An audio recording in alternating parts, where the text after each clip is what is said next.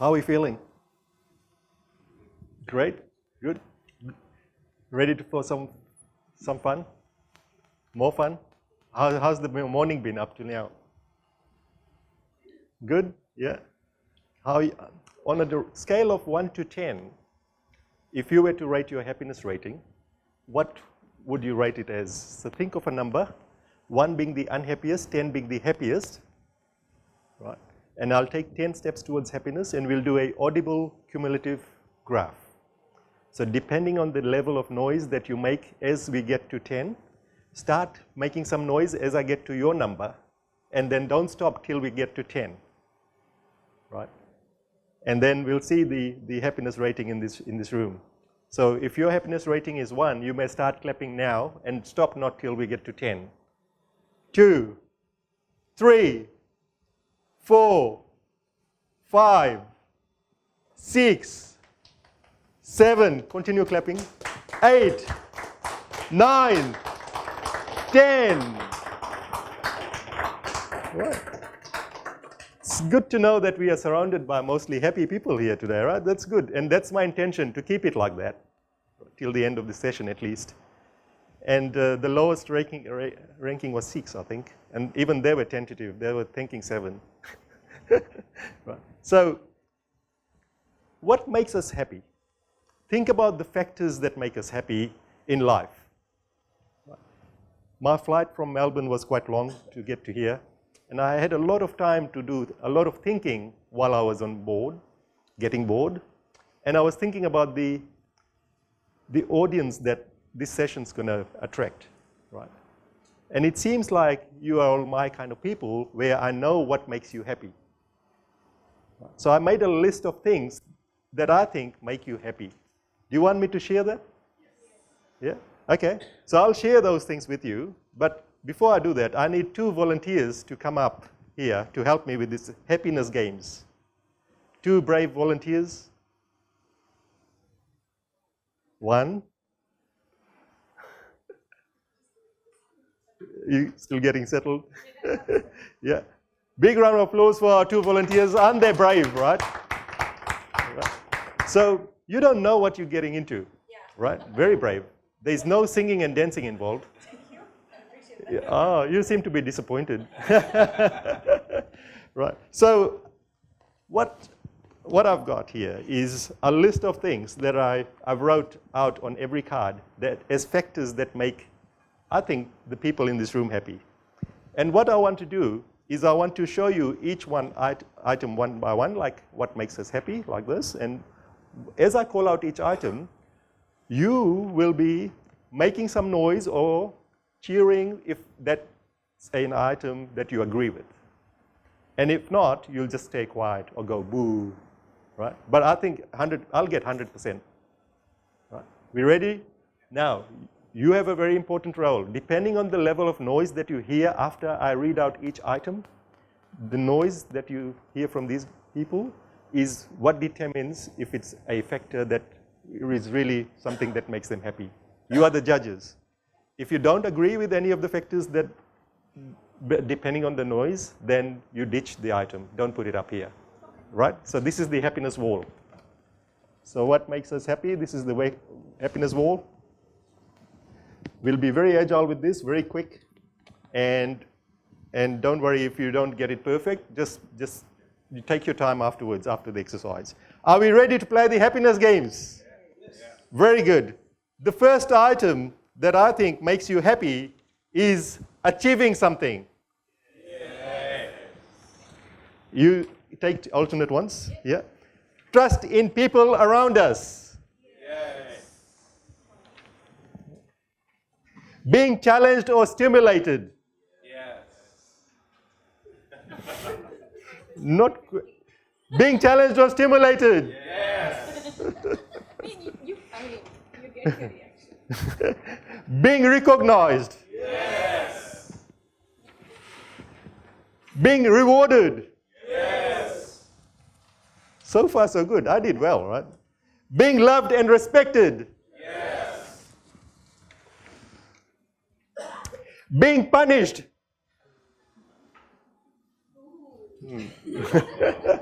So That one's making other people happy. Yes. Sharing with others, giving back. Yes. Being criticized. There's always one, right? So you are the judges. Being criticized. Maybe not, right? Being around happy people. Yes. Knowing that we have support around us. Yes. Having hope. Yes. Last one here, always learning. Yes. Very good, very good. So I didn't do too badly. So a big round of applause for our volunteers. Didn't they do well? Right? And this is our happiness wall. Right? We'll be agile with this and tweak this wall as needed throughout the session. Now, these are the factors that make us happy in life, right? So if we were to talk about what makes an agile team happy, what do you think is the answer?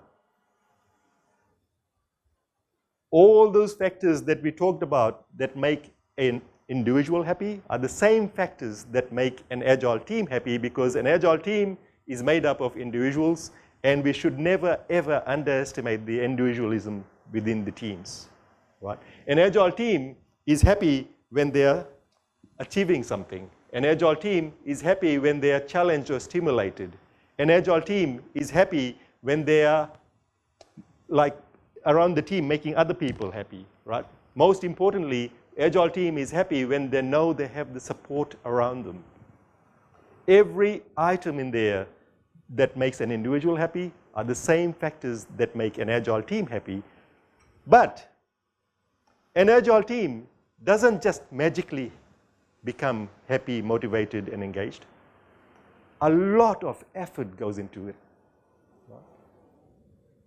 And if we look at the motivation factors that are commonly used around the world with leaders, here are 6 common motivator tools that I've got that I want you to have a close look at. Right? And this is an Agile conference, so can I get everybody to stand up for 30 seconds, please? So what I want you to do is, what I'm saying here is that all of these are important. However, if you were to rank one of them as the highest of all, which one of these motivating factors would you pick as the highest ranking one, right? So if you think providing clear goals is the #1 motivator, you may sit down now. If you think providing interpersonal support is the #1 motivator, you may sit down now.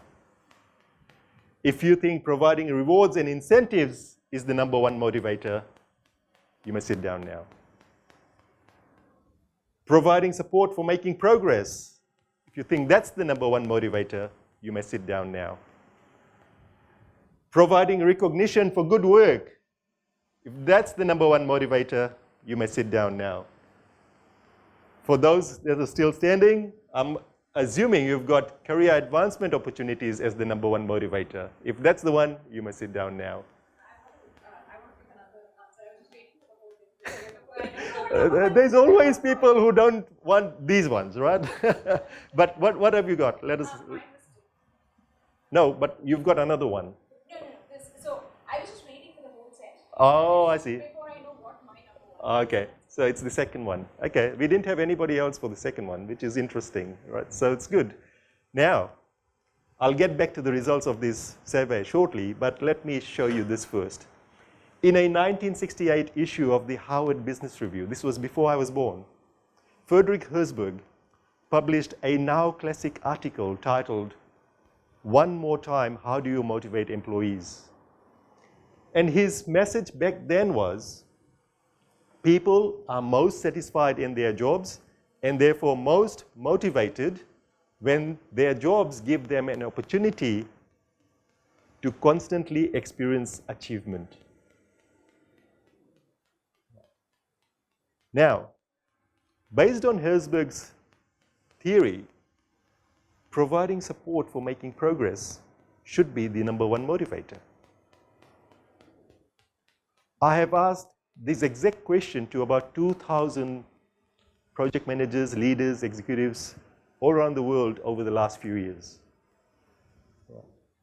And I'm growing that sample size. It's grown by this many now.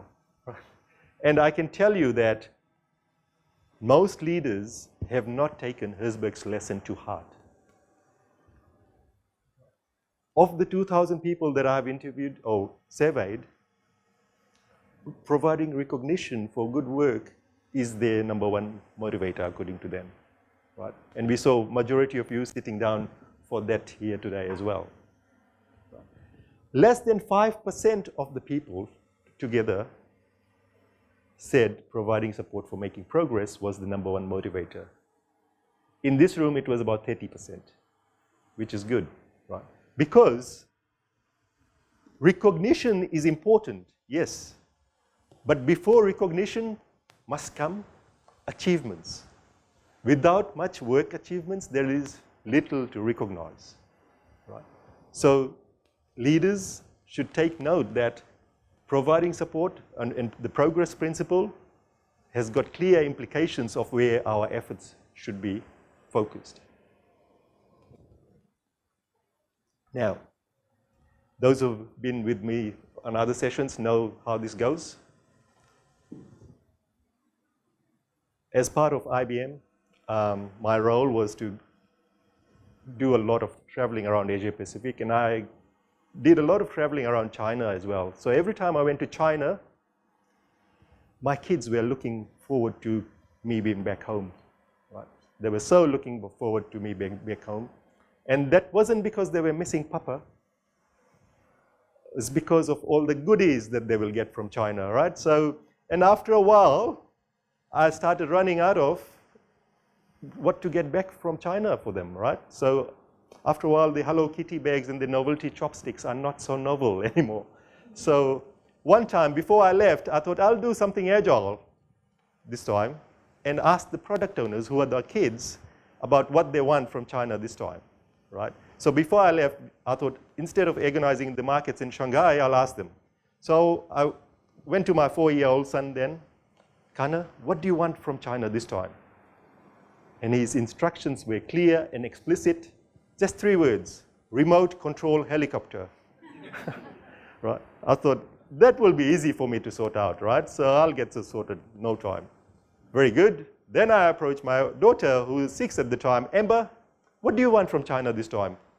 She goes, oh, anything that looks like fun. And I thought, what do you mean?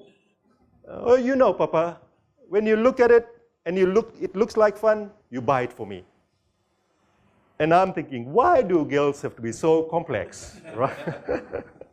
Right. Anyway, I go to China, work for a week. On the last day, before I get back to the, not the hospital, the airport, the thing to do was to go to the market to do this last minute shopping. Started looking for things, remote control helicopter. That was the first acceptance criteria I remembered from my son. Tick, easily sorted in 5 minutes. And then I'm thinking, the acceptance criteria that was given to me by my daughter, Amber, when you look at it and it looks like fun, you buy it for me. And I'm thinking, what am I going to get? Right? So, and then I remembered that she was in love with these guys. And just by sheer fluke, I accidentally spotted this toy here, which is a miniature model of one of the minions. So I thought, this looks like fun. I'm sure she'll like it. So after a bit of haggling, negotiating, bought this toy and brought it back and gave it to Amber. She's full of excitement, opens it up immediately, lays all the blocks on the floor and starts playing with it. And I'm thinking, what a wonderful dad I am. I know exactly what my daughter wants and needs. I was so proud of myself. Within 2 minutes, there was a problem.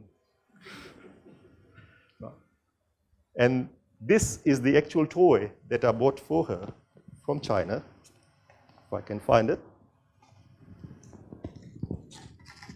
It's got 200 pieces in it. And each piece was so tiny that she couldn't even hold on to those pieces, let alone fitting 2 pieces of blocks together. So within 2 minutes, she's frustrated and walks away from the toy. And I'm thinking, what do I do now? So then I look at the box and I said, Ember, come back. Look at the photo here. What's your favorite part of the minion? And guess what that was? What's the favorite part of it? The eyes, yes. She goes, the eyes. And I said, let's just do the eye bit. Let's just focus on doing the eye bit, and I'll help you sieve all the gray blocks from the whole 200 pieces. Let's find the gray blocks first. So she did that with me, put the gray blocks aside, and then I left her to do it. Within 5 minutes, she got the eye done. And now she's excited again, runs to her mommy, Mom, look, I got the eye done. Looks to her brother, look, this is the minion's eye. She's full of excitement again. Then I call her back, Ember, come back. Look at the arms. They are long and narrow and yellow. I'm sure you can do that one too in no time. Couple of minutes, she did each of the arms. Right. And then part by part, she got the whole minion done. Right. And it was just those small wins, the sense of achievement and celebrating those small wins, that fed her motivation to complete this task. Imagine if I had used one of the other motivator techniques. If I was just giving her moral support, standing beside her, said, Ember, you can do it. Ember, you can do it. Somehow, I don't think that would have worked. Or if I had said, oh, Ember, if you do this one, next time when I go, I'll get the other pair, so you get 2 of them. I don't think that would have worked either in this case. Right. And as leaders, we've got to recognize that for our teams, we need to encourage them to break things into the smallest of the steps. If it's small, break it to be smaller still. And then make those small wins visible. And it's the constant achievement that's celebrated is the ultimate fuel for progress, for motivation. And if you want more theory to back this up, this is a groundbreaking report done by Amabel and Kramer. And this was done a few years ago now still, but what they did was they did a unique experiment with about 26 project teams across 7 different countries with 238 odd people across all of these projects. And they, as part of their unique experiment, they asked one simple survey question at the end of the day for every day for the duration of the project. Before people went home every day, they asked people, did you have a good day today or a bad day today? And why? Just one question. 12,000 diary entries were collected, and here are the results. So you can see here, on any day, that if anybody had a good day, 76% of the times, the reason was they made a small progress. They may have just fixed a small problem or a small defect, a niggling bug, and they felt happy, motivated, and wanting to come back for more the next day. There were no pay rises, there were no promotions, there were no major wins. It was just fixing a niggling issue that made them feel like coming back for more next day. Wow.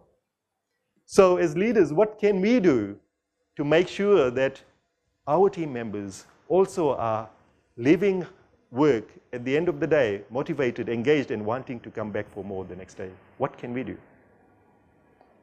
With inspiration from the work done by Amabel and Kramer, I've created this checklist, which is based on 4 key elements. And the 2 things that are catalysts and the nourishes are things that promote progress. And the 2 that we need to avoid are inhibitors and toxins, right? These are things that create friction unknowingly in the teams.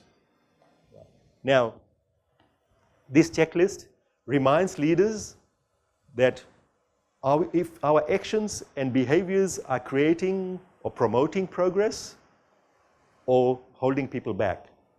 Are we actively promoting innovation, or are we getting in the way? Right. And most importantly, it reminds us to remember to go back to this here. What really makes the people and the individuals in the teams happy? Right? Now, a while ago, one of the largest telecommunication organizations in Australia was starting to do a huge Agile program, and I was invited to be their coach. And I was flying in to Melbourne at the time from somewhere else. They were under a lot of pressure. There was a lot of things that they were running behind on. And I knew before joining the organization that that project was to be started very soon, right? So like it was already late. So 10 o'clock was when I was supposed to be there. My flight was delayed. By the time I get to the office, it was after 10, just after 10. And as I'm walking into a room like this, where I was supposed to be for 10 o'clock meeting, it's my first entry into the organization, still got my luggage and everything, putting my bags in the corner, and I feel that all 20 people in the room were like waiting for me. Right? And you know that feeling when you walk in, right? So, and as I'm trying to get settled, I overheard someone saying, "Oh, Dipesh is here. We can kick off iteration 1 now." And I'm thinking, I've just literally walked into this organization. I've not even been here 5 minutes. I have no idea what this project's about. I hope these guys do. And then I get settled, put my bags around, and you know how coaches are, right? So we do icebreakers and introduction games and all those things to get a little bit more time and settle. Did all that, and eventually I break the question. So why are we here? What is the purpose of this project? What is the driver for this project? And they all give me an angry look. And one of the lead guys there saying, "Dipesh, we know you are an Agile coach, but we don't need all this fluff here. Let's just get started and do the doing. We are ready to kick off iteration 1 now. Let's get that done." I said, "Yeah, that's okay, that's good, but just help me out. Just tell me, what is the driver for this project? What is the goal?" And then somebody else goes, "Oh, let's just get started with iteration 1 because we have talked about this so many times. This is our 3rd go at starting this project."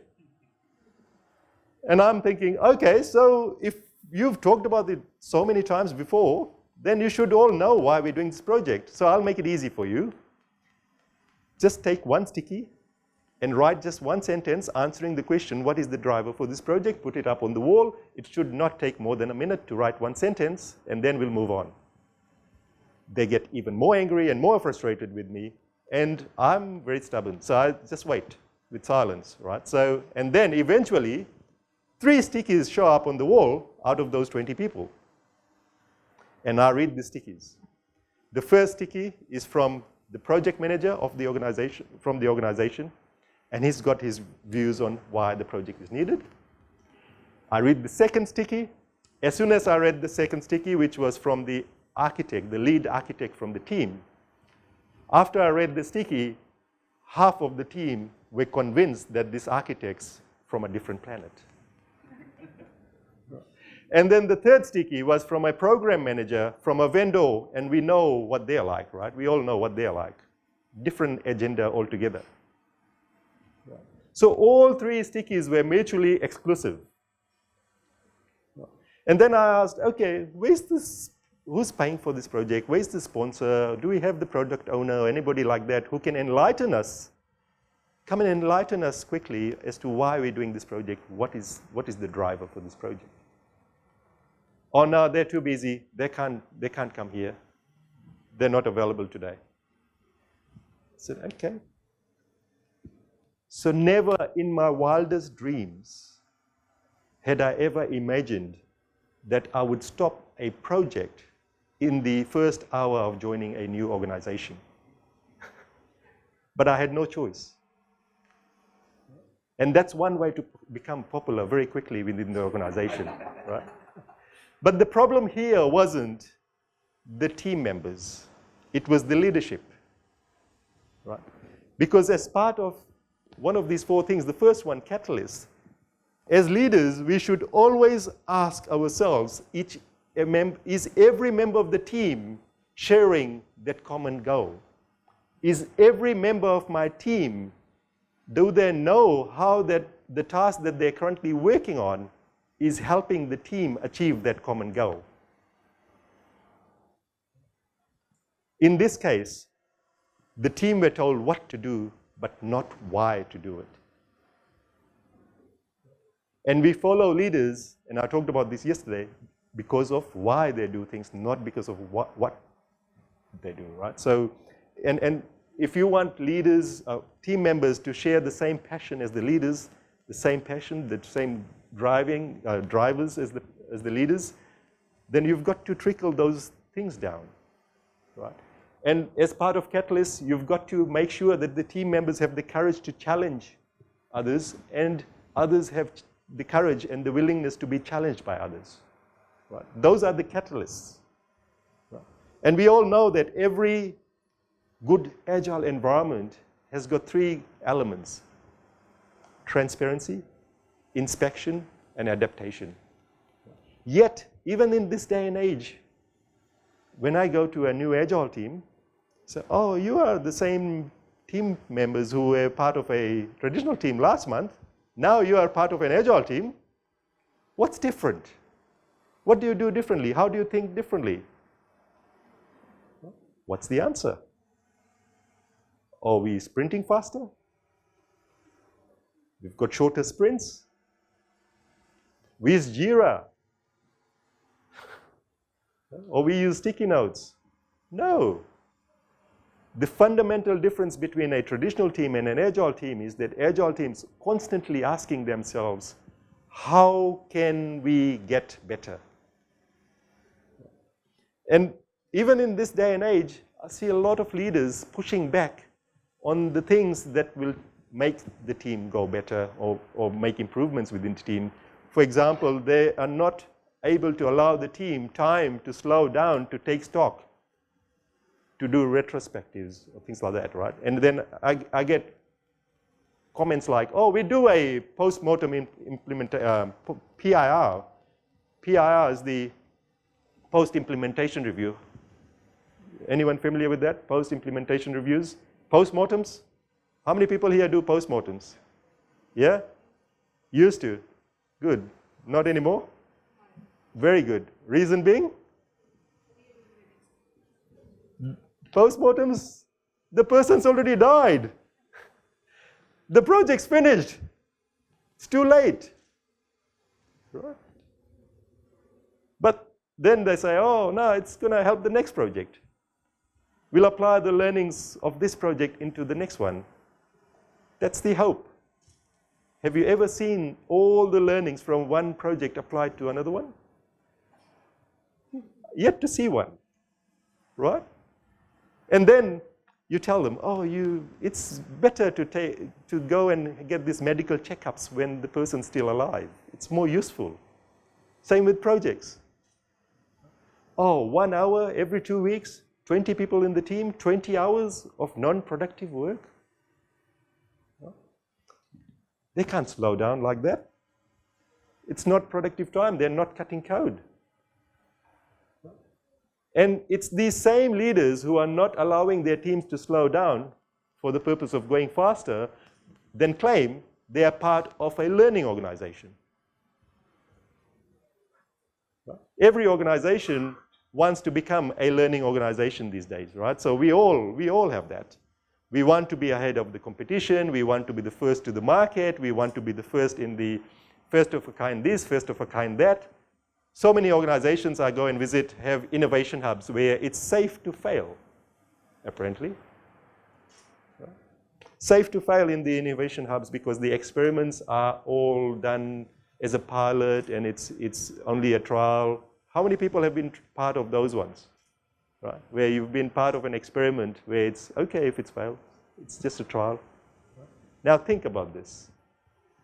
Think about the last time, even if you were not part of that experiment, an experiment like this, a POC, was conducted in your organization and it was hugely successful. Were members of that successful experiment rewarded after the project finished? You don't have to call it out. Just think about this, right? Because the next question is even worse. You know the answers best for your organization. So if it was successful, were they rewarded? What if it was a big failure? Were they still rewarded? Or were they punished? After a failed experiment, were the members of the team of the failed experiment willing or encouraged to be part of another experiment? The answers to these questions says a lot about the culture and the way that people are feeling in your teams. How safe is it for them to try out new things in your organization? Right. And if there was only one message out of this session here today, make it this one here. As leaders, create an environment where small wins are celebrated. But what's even more important is create an environment where small failures are celebrated too. And then notice the difference. Because that's when you unleash innovation like never before. And get leaders to think about this. Don't create innovation hubs. Look at this. Only by celebrating small wins as well as the failures, because there are more learnings out of failures, we all know that, than there are out of their wins, that we will be able to come up with new things, new ways of working. Right. Now, how do you create a culture where it's so easy to learn out of our failures? Right? Easier said than done. Right? So what I used to do was, I used to work in an organization where we had a failures wall. Right? We had a failures wall just like the happiness wall here, where every day, any team member, big or small failure, they would put a sticky item there to remind us to talk about that failure at the end of the week. And they would replenish that wall every week, because every Friday, the whole team, not just the internal team, the external teams in the whole department will gather around the failures wall to talk about every failure sticky that's up there. And we would applaud the people that put stickies up there, because life is too short to learn from just our own failures. So we would talk about the failures from everybody, and then applaud the people that had put stickies up on the wall. And this was only possible in that organization because there was trust, respect, and courage embedded into the culture of the organization by the leaders. That's how you create a true learning organization, a true learning culture. Now, talking about culture reminds me of one last story. Do you want one more story before we wrap up? Yes. Yeah? Okay. So, again, I won't mention the country or the company because it's not going to be fair on them. This is another team where they're struggling and they needed help.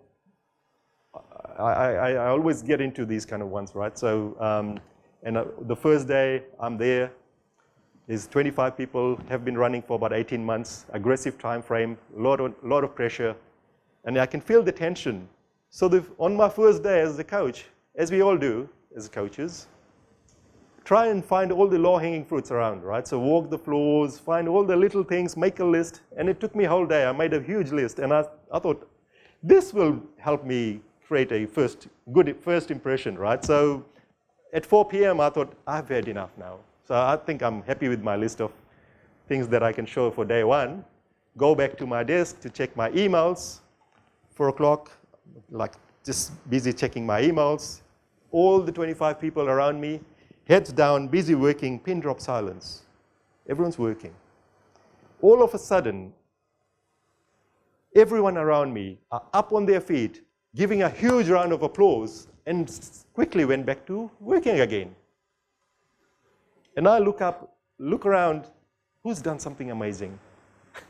Can't see anything unusual. Okay,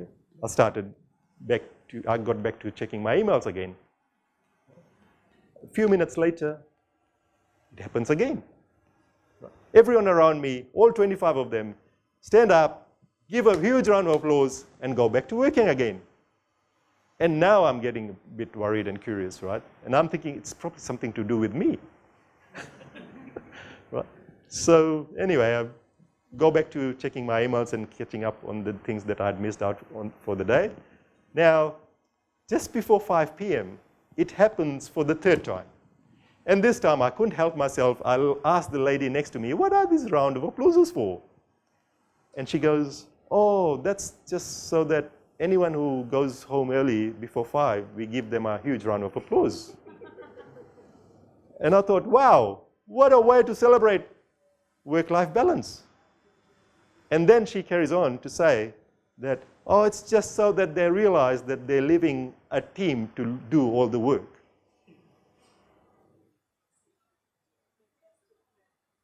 Yes, you heard that right. Anyone who was leaving the team early was humiliated with a round of applause.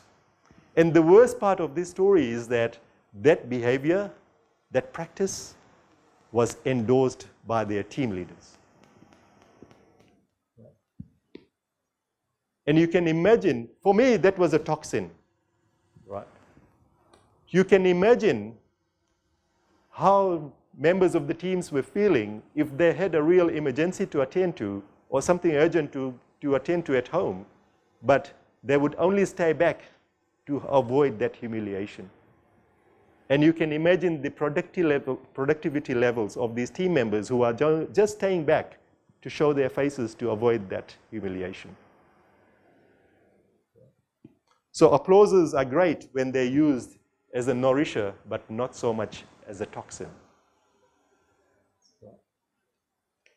So just to wrap up, I go back to the checklist that I was mentioning earlier, these 4 elements that I talked about. We all know that there are leaders amongst us and ourselves as well sometimes, struggling with making our teams move from good to great. Awareness is the first thing, first step. Right. However, turning that awareness into routine action takes a lot of discipline. Right. And this checklist helps leaders to identify the catalysts and the nourishers that will promote progress, and also helps leaders to self-reflect on any of the inhibitors and toxins they may be unknowingly introducing into the teams to create friction and slow them down. Right? But the most important thing that the checklist does is takes the leaders, reminds them of the basics of what really makes an agile team happy. Right?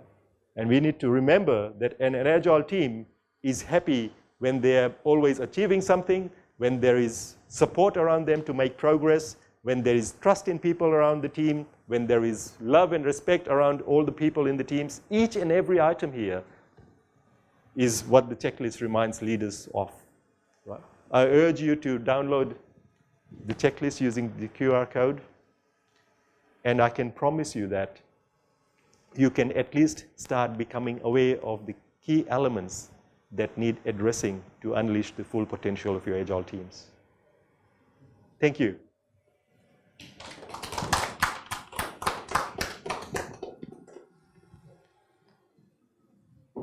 I don't have any answers. I've got lots of opinions, so this is a Q&A. Yeah, any questions anyone has? Maybe by your daughter who was 6 years old and Yeah. 9-year-old toy. Yes. 9-year-old toy. Yes. And it's reversed now. She's like 17 now, and we buy toys that are for 5-year-olds for her now, right? So it's weird how toys are suitable at some stages of life, even for us, right? So it doesn't matter.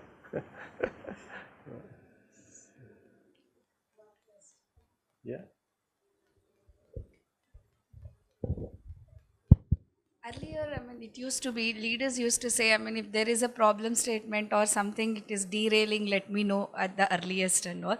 Now, I mean, even if you go with those things, I mean, if you say, I mean, they say, I mean, it is said that what you have done as a homework, I mean, it is, they're not ready to hear only the problems. They want the solutions also to be ready-made from the scrum masters or the team leaders only. Then what to ask the leaders, right? Everything if we have done and Yes. rectified. Yes. Yeah. So and that's a huge one where a lot of leaders, and I used to have, I coach a lot of leaders, and when I hear them saying, "Don't come to me with the problems, come to me with the solution," right? And you've got to reflect back, and make them realize that it is, what is the purpose of sorry guys, what is the purpose of leadership, right? So if you've enabled people to come up with solutions, if you've enabled people to do what they needed to do, you've created an environment where they can make progress, then they would not have the problems in the first place. So there's something that you haven't done correctly, or you haven't provided, that they've got an issue that they're coming to you with, right? So don't hide from your duties, and also if you really wanting to help, then ask some questions that will prompt those answers rather than just chase them away, right? So a good leader will be like a prompter for creating different ways of solving problems, right? So they will be like a coach, like a mentor for the person who's got this issue, right? So that's where I see the leadership is having a huge challenge, where there's issues with people not realizing what leaders are supposed to do. For me, in every aspect, leaders are, and this is not a term that's accepted by the industry these days, but I still see them as servant leaders. Right? And servant leadership is the thing that should be embraced. You could call it another term, but that's what it is. Thank you, thank you. You are a great storyteller, actually. Oh, thank you. Any more questions? I know you had one question from yesterday. If you want to ask that, this is the time that you couldn't ask earlier. You want to ask that question? Yeah, I'll ask you. Okay, you don't want to derail this session. Okay, that's cool. Oh, there are more questions? No? Very good. Thanks for your active participation. I really enjoyed it. Thank you. Thank you. Right. Oh, by the way, if you're wanting to join the session tonight, the virtual reality one, this is the code to register. And I hope to see you there. Thank you. Thank you.